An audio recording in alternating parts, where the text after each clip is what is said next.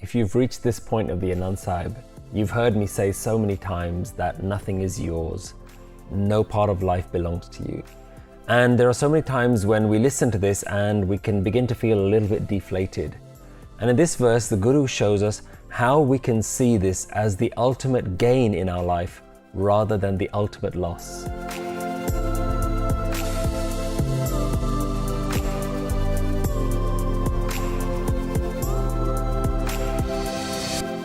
Verse 34 of the Anand Sahib begins, "Joy has filled the mind on hearing of the king's arrival.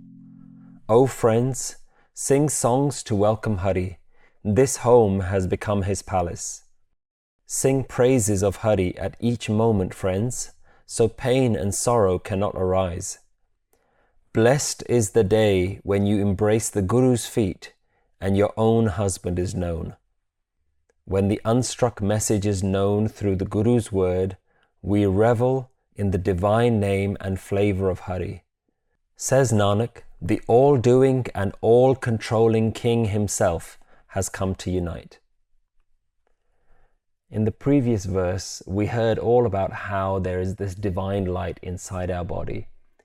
But what is that experience really like? In order to demonstrate that, the Guru is using a beautiful example here of a bride getting ready to get married. It's her wedding day today, and there's so much excitement. There's the excitement of the bride because today is her wedding day. This is the moment that she has been waiting for. And in the Indian tradition, and if you've ever been to an Indian wedding, what you'll notice is that it is the groom's family who come to the bride's home in order to start the wedding ceremonies. And the groom's family will sometimes be coming from far away. And as they're coming even closer and closer, you can hear loud music being played. And there's this feeling of joy and elation and the excitement that the bride feels on hearing that music, that the groom is finally arriving. And so this verse begins, "Man chaa-o parabh aagam suni-aa." Joy has filled the mind on hearing of the king's arrival. Now, the word chaa-o that's been used in this line is sometimes translated as longing. And when I hear that translation, the word longing makes me think of a sadness. But here the word chaa-o that's been used really means a joy or a delight that the bride is experiencing. Really, it's this anand, this bliss, and it's this excited, yearning feeling that's inside of her. Now, I remember my own wedding day when I realized that this was the day that I'd been preparing for, and there was a mixture of feelings of excitement, being anxious. There was so many things that we'd been planning for so many months, and you want everything to go well. And at the same time, there's this nervousness because you know that there's a major change happening in your life. Things are never going to be quite the same again. And your old life is no longer the life that you're going to be experiencing. You're now facing something unknown. So it's a combination of all these different experiences that's wrapped up into this word chaa-o. And what it's really trying to convey is that now is the time that the bride has been waiting for. All the preparations are coming into this moment. And the joy that she's experiencing is because there's an emptiness in her life that's now going to be filled. And so we can all relate to that to some extent because we all feel, at times in our life, we feel this emptiness, we feel incomplete, we feel like something is unfulfilled in our life. And that is a kind of a separation anxiety. We know that we are separate from this feeling of joy in our life, and we feel like, when is that going to be filled? And when you know that that problem is going to be solved, when you know that that emptiness is going to go away, that's what the bride is experiencing in this moment. And the bride now carries on in this song and says, "Har mangal gaa-o sakhee-ay, mandar bani-aa." O friends, sing songs to welcome Hari. This home has become a palace. Now, in the previous verse, we heard how this divinity is like a mother and father. And in this verse, the example that's being used is how this oneness, this divine, this God, is like a king who has come and has chosen his bride. And there are other verses in the Sikh spiritual tradition in the Guru Amar Das Ji where we have this analogy of a king choosing which bride to marry.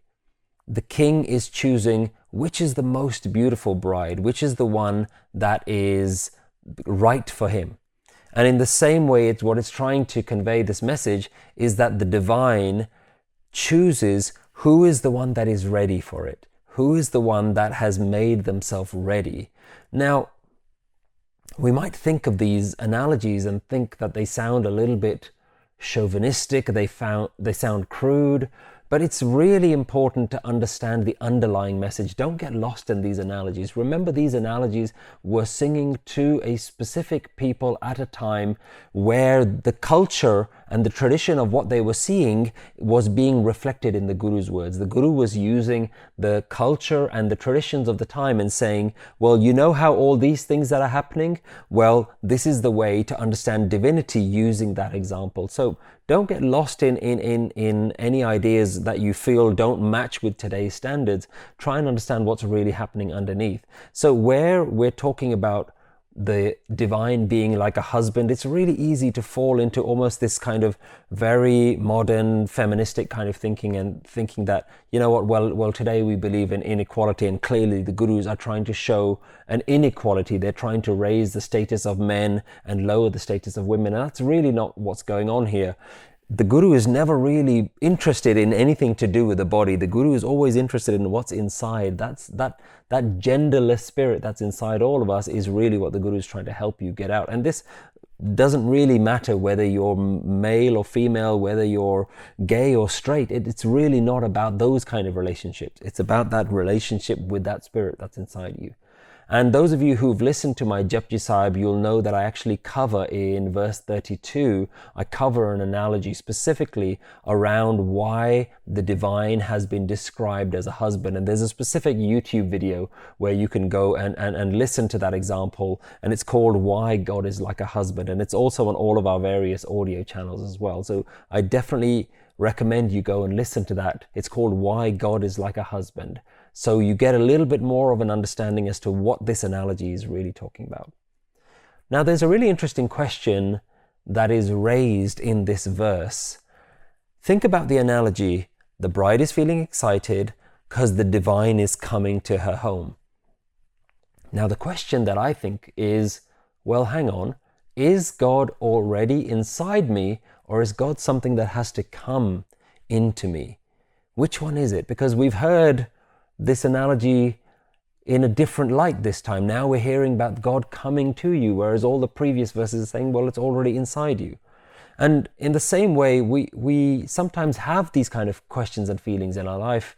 When is it going to come to me? When is my time of enlightenment? When's it going to be my day for God to visit me? And we have to always break the analogy down and say, look, this is where the analogy is, but all analogies in one way or another are just pointers. They're trying to show you what the meaning is, but the analogy itself doesn't mean that it's a complete, perfect representation. In fact, what the Guru is trying to describe is something that can't be put into words. So here, we mustn't ever think that God is something that's on the outside. This oneness is something that's far away and it has to come into you. It's always with you. This is why the previous verse is saying the divine light was put in you and only then you came into this world. So it is with you, but what's really interesting is that there is work to be done. You have some work to be done. And here the line that's been used is grah mandar bani-aa. This home has become his palace. The king is coming, but this home has been prepared. And so what I take from this is that you have work to do, and that work is you need to prepare your home. You need to get yourself ready to welcome this king. You need to make your home into a palace that's suitable for a king. Because remember, God is not coming into your life as a temporary guest that's been invited for a couple of days. If God is coming into your life, it's to take over your home. It's to live in your home. It's there in order to take over. And so the question is, have you made your home appropriate for the divine to live in it? There are other analogies in the Sikh tradition where it says that my mind has become a bed for God to lay on. Have you made your bed? Have you made your bed ready? Think about when guests are going to come to your house. Think about how much work we do to tidy up our homes. And sometimes I even think about, like, why are we tidying our bedroom? The guest is never going to go in there, but we know that the guest is coming. There's a chance they might go and look around our house. So we tidy every single room in our house. And the question that the Guru is asking is, if you want the divine to come into your home, have you made your home ready? Have you made your mind a bed for the divine to lay on? What is our mind filled with? Our mind is filled with desires. Our mind is filled with thoughts of likes and dislikes, of hopes, of temptations, of judgments, of things that we like and things that we want. And so, really, if we think about it, our mind is very cluttered. Our home is really messy, and it's filled with the mess of me, of selfhood, of I amness. And in fact, our entire identity is constructed of all of this clutter, all the things that we associate with. This is mine, this is not mine. I need to do this with my life, and there are so many things that I haven't done yet, and I can't believe all those terrible things that I have experienced. So our mind is full. There's no space for the divine. And we need to clear that space. That doesn't mean that we need to have an empty mind. It doesn't mean that we need to have a blank mind where we've forgotten all of our past and we have zero thoughts about the future. It doesn't mean that we have an empty mind, that we have zero thoughts in this present moment.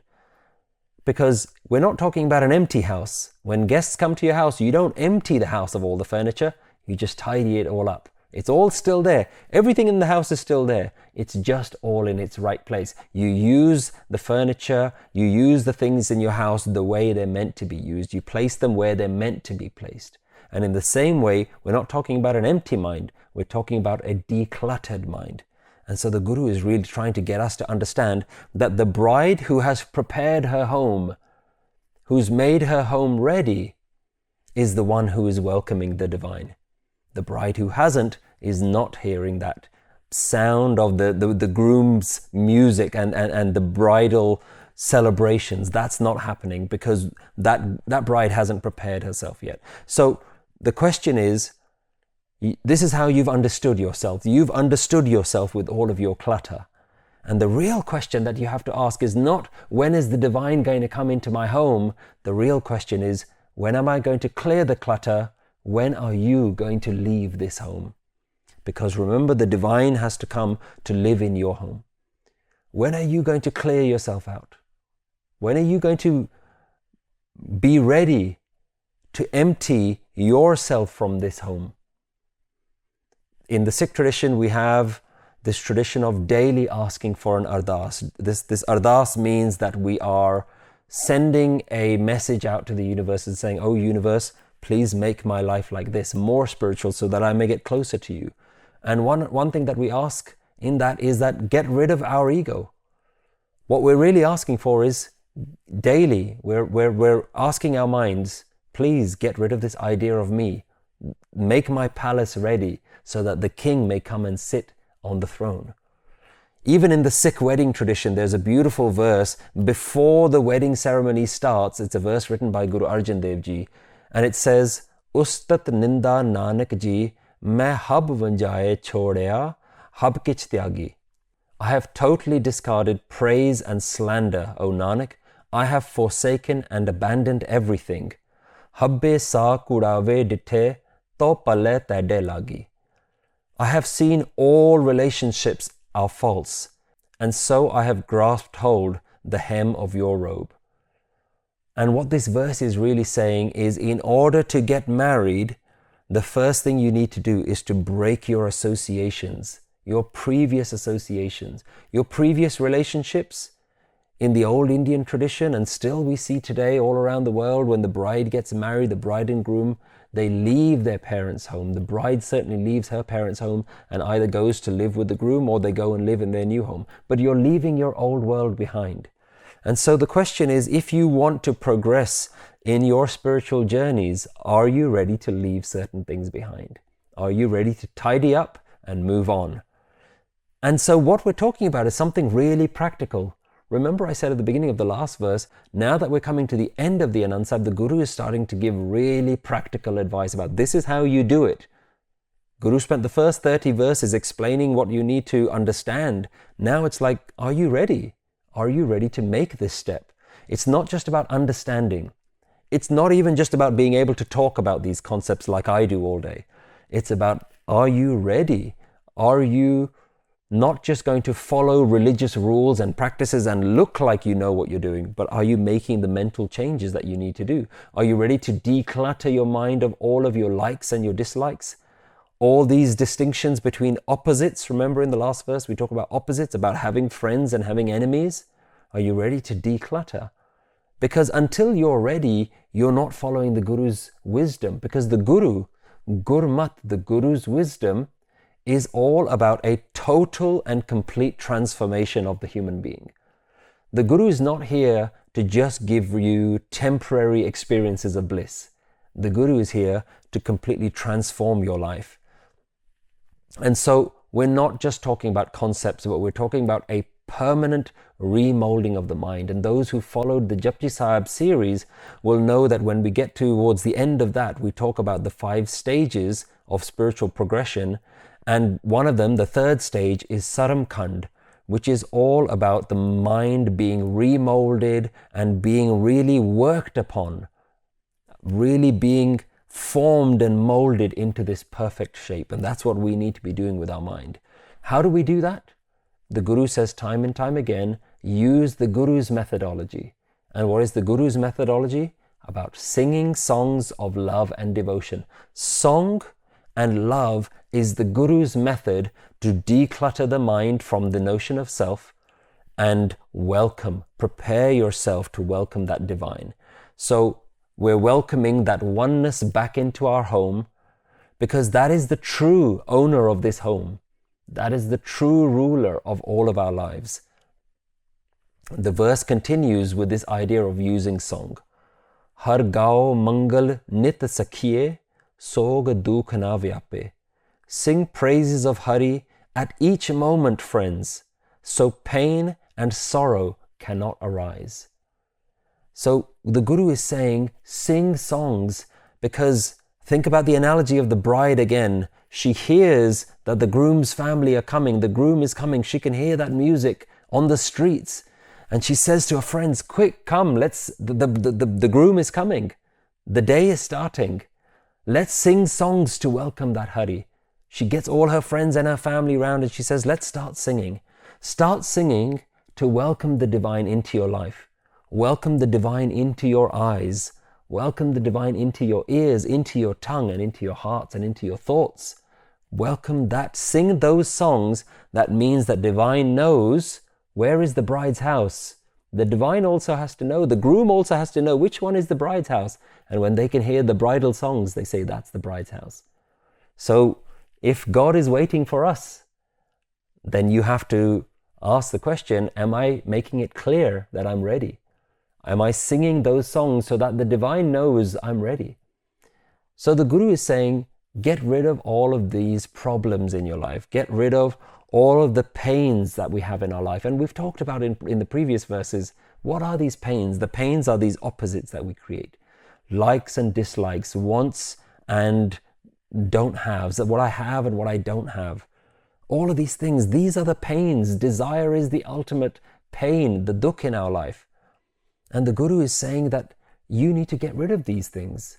Because even in Indian weddings today, there is a tradition of singing bridal songs. Because just before marriage, there is apprehension, there is nervousness, and the bride is sometimes very young and inexperienced, and she doesn't know what life is going to be like. And so there is this tradition of all the women in the family getting together, and this is this word sakhee-ay, all the female friends getting together and singing songs. And even now you'll see this in Indian weddings, the days before, there'll be songs happening in the house, and all the women gather together and they sing songs. And what are the kinds of songs that they're singing? They're singing songs of knowledge, telling the bride, this is what you can expect.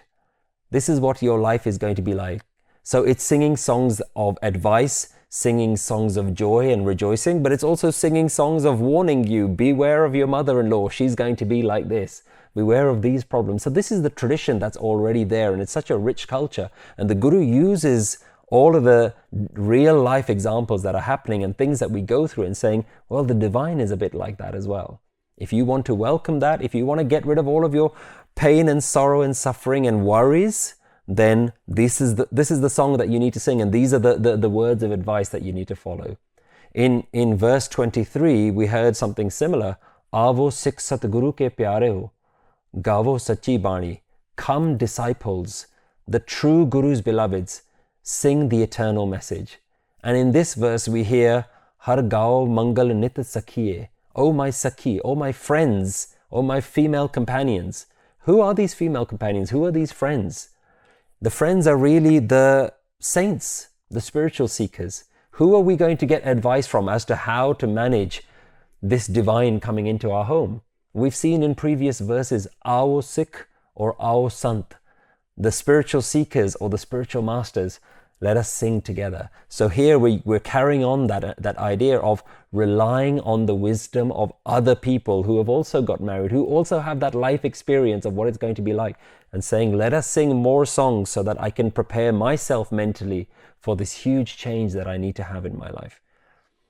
And so we need to get rid of the problems, we need to get rid of the worries and pains in our life, declutter. And the Guru is saying there's two major things that you need to declutter from your life. Sog and dookh, which is the ultimate pain and the ultimate worry of life. And so what is the ultimate pain of life? The ultimate pain of life is this emptiness that we have inside of us, this separation anxiety that we have, that we wake up every morning and we wake up with this feeling that life is incomplete, is unfulfilled. The Guru is saying that if you sing the right songs, if you welcome that oneness into you, then you will get rid of those feelings of being incomplete in your life. And the ultimate worry of life is also going to go. And what's the ultimate worry of life? It's death. The ultimate thing that we're all afraid of, the Guru is saying, yep, this divinity, this experience, this transformation that's going to happen in you is going to get rid of problems and is going to get rid of the ultimate worry, which is death itself. So the Guru is saying, you have an opportunity to replace your personal struggles. Replace all the worries that you have with love, with devotion towards life itself. How do we do this? The next line says, Gur charan laagay, din sabhaagay, aapnaa per jaap-ay. Blessed is the day when you embrace the Guru's feet and your husband is known. Now, in Indian culture, there's always been a tradition of going to seek the advice of an astrologer whenever you need to do an important thing. And certainly for a wedding day, you would firstly seek the astrologer's advice to say that is the bride compatible with the groom? Do their star signs match? Do their personalities and the things that are in their spiritual DNA, in the background of who they are, do they match? And when they are a match, then what is the right day? What is the right day for them to get married? And what is the day when all the stars and the planets align, which will mean that all the energies are correct in order for them to get married on that day? And the Guru is using that analogy and saying that any day where the divine comes into you is a blessed day. So the Guru rejects this idea that you need to find specific days for things to be perfect. The Guru is saying, actually, pure perfection is going to happen the moment you remember the divine, the moment you connect and that divine comes back into your life, the moment the ego is gone and the divine is awakened, then is a beautiful day. And the Guru has always said that that moment when you realize that divine, when you remember that divine, only that moment is the real blessed, auspicious, spiritual moment. That's the moment that you should be looking for, not trying to work out whether the stars are right on this day or this month, but saying actually you can make the perfect moment just by remembering that divine. And so the Guru is saying that blessed is the day when the Guru's wisdom has come into your life. Blessed is that moment when you fully accepted, when the bride has surrendered her head. Remember the verses before where we talked about giving up your head to the Guru? Blessed is the day when that actually happens to you. when all the bride's preparations have finally paid off, all the efforts that she's put in has now paid off. So how do we do all of this? It says here, gur charan laagay, when you attach yourself to the feet of the Guru, when you bow down to this wisdom and you make your mind up that this wisdom is the best wisdom for me to follow, this way is the best way for me to live my life. Until then, you haven't let go of your own mental ideas of how life should be. You're trying to create a route for your own life and saying, this is what I need to do with my life. I'll figure it out for myself. You're trying to carve your own path. And the Guru is saying, we have a perfectly good path that has been carved out by all the spiritual masters before you that leads straight to bliss. And so either you walk on that path or you go down the thorny, bushy, overgrown path. If you're going to go down that path, then it's going to be a struggle. And that's what we're all doing, because we don't realize that there is the Guru's path. And if we do, we think there's a catch. We think that there's something that's wrong. It seems too easy. It sounds too perfect. Everybody walks this way. I think I need to walk this way as well. But the Guru has said time and time again, the path of the spiritual master, only a few people walk on that. Bhagtan ki chaal nirali. The people who walk down this path, it looks easy, but actually this is difficult as well. You're going to go down this path and you're going to face challenges on this path as well. It's not completely the easiest path, but it's certainly a lot better than what you're trying to do with your own mind. Where you're trying to go, the Guru says you're never going to achieve bliss within your own way. And remember, the Gurus are not people who we need to just bow down to. The Gurus are people who have tried the different paths. They said, we tried living a normal life. We tried having a normal mind. And then we realized the normal, ordinary mind is the mind of suffering. And then we changed our mind to the Guru's mind, the Gurmat, the Guru's way of thinking. And you don't have to change what you do in your life. You have to change how you see life, how you live life. And so when you let go of this mental clutter, that's when you fall at the Guru's feet. When we've detached ourselves from all else and we've recognized what is really happening in life, what is really within you.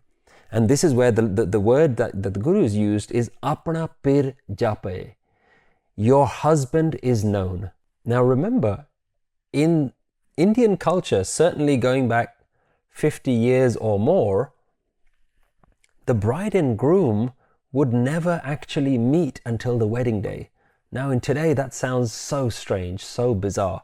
But certainly people, if you know within the Indian culture, of, I would say, my parents' generation and certainly my grandparents' generation, they would not have expected to have met the person that they were going to marry until the wedding day itself, because the families would get involved, the families would decide if they were the right person, not just looking at whether you think the person is attractive or not, but the families would consider all the other things that people don't consider when they fall in love because they get too emotionally involved. And we find it completely strange, but this is the analogy that's being used here, that today the bride gets to find out who her husband is going to be. You will aapnaa pir jaap-ay, you will know your husband. And when we fall at the Guru's feet, when we surrender our mind, then we will know something we haven't known before. We will know this divine experience, this divine owner, the king that has been hiding, that has been there all along, but our own I amness has blinded us. We've not been able to experience that divinity because we've blocked the way. The Guru goes on to say, anhat banee, gur shabad jaanee, har naam, har ras bhogo. When the unstruck message is known through the Guru's word, we revel in the divine name and flavor of Hari.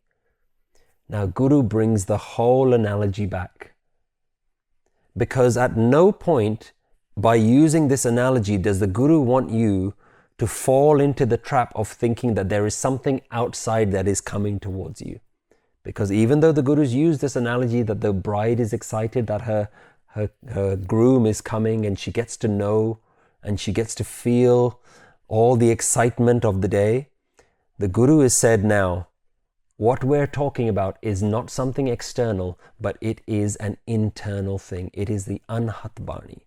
You're not looking for something on the outside on your spiritual journey. It is something that is an unstruck sound or a primal vibration, the original light, the original sound. In the last verse, we heard about it as a light. Here we're hearing about it as the divine sound, the ultimate sound, the sound that has never been struck. Think about a musical instrument. Most musical instruments require two things to interact with each other in order for sound to be made.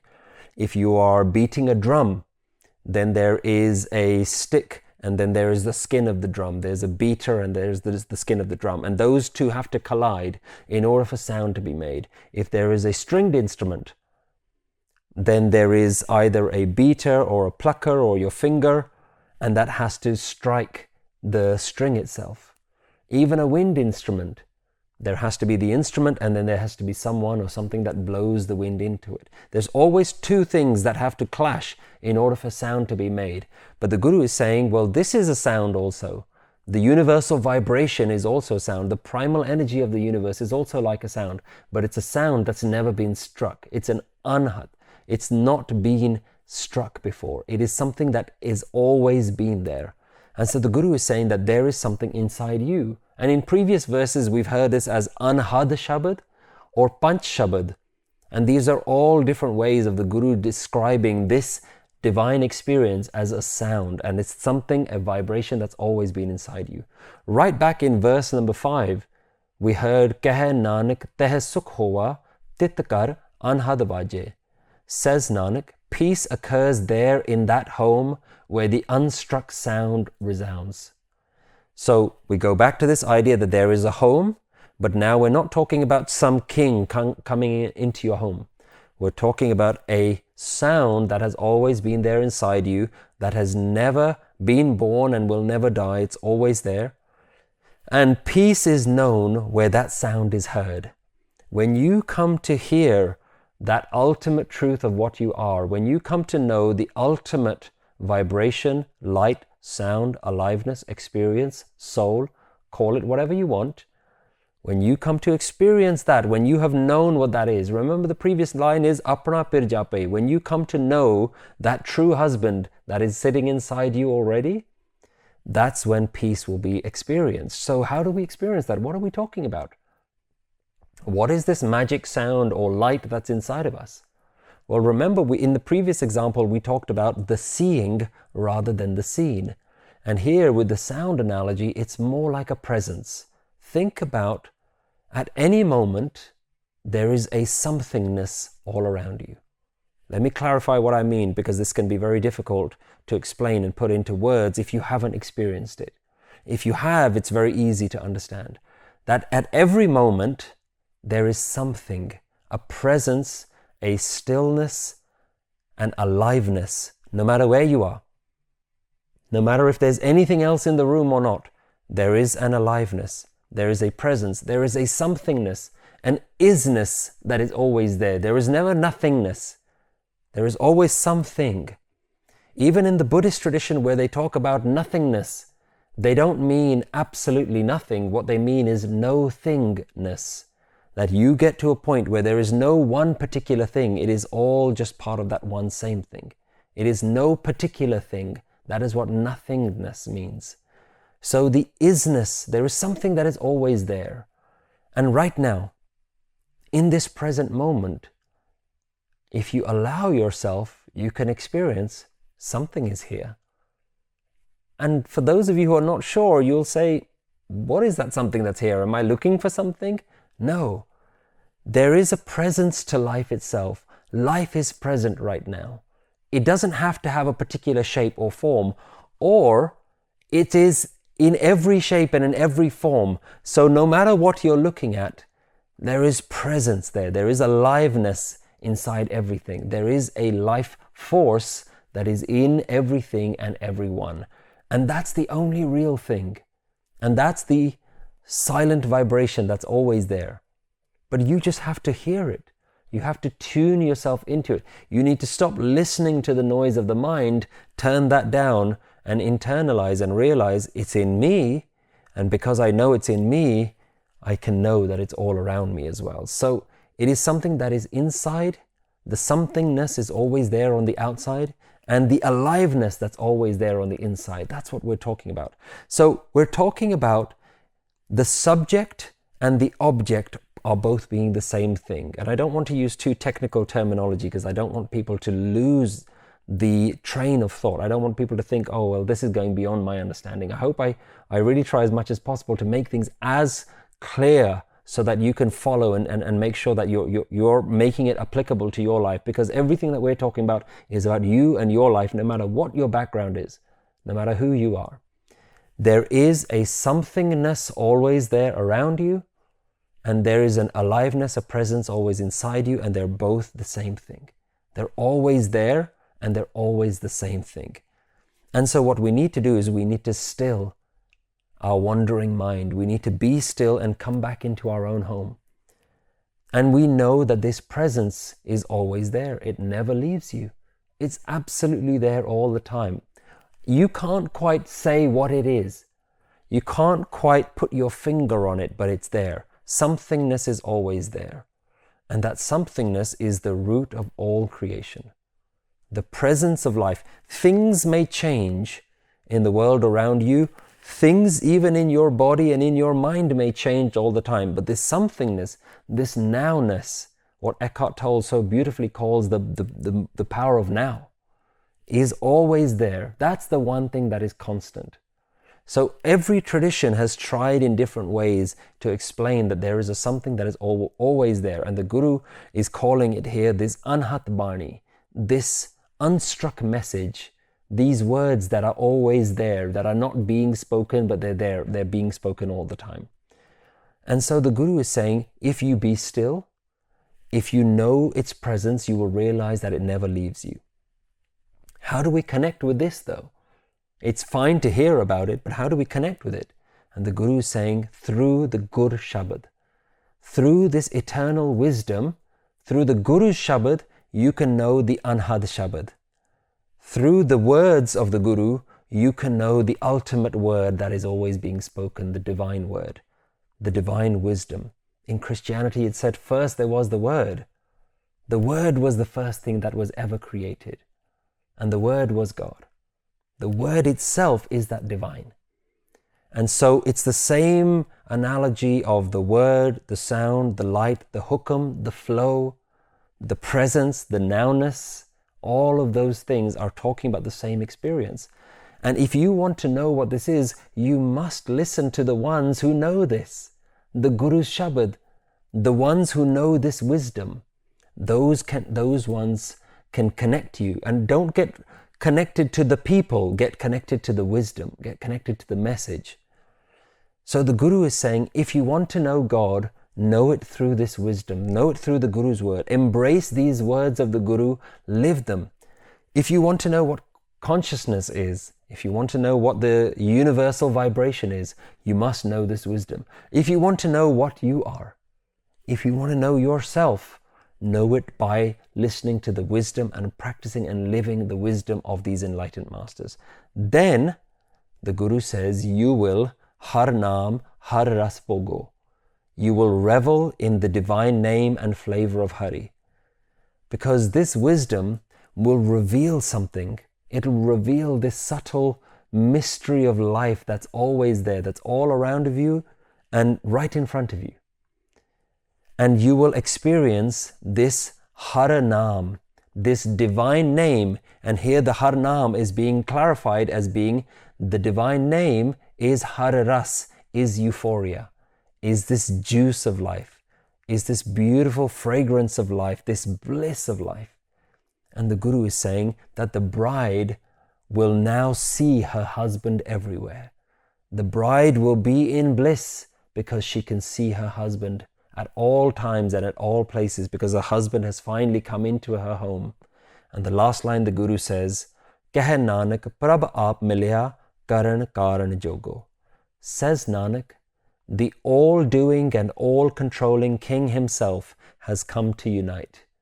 And this is where we see so many verses of Anand Sahib ending by saying, she's prepared her home, but ultimately it is the King who is doing everything. Here, the Guru is saying, the way that the King entered into the bride's home is the bride had to drop herself.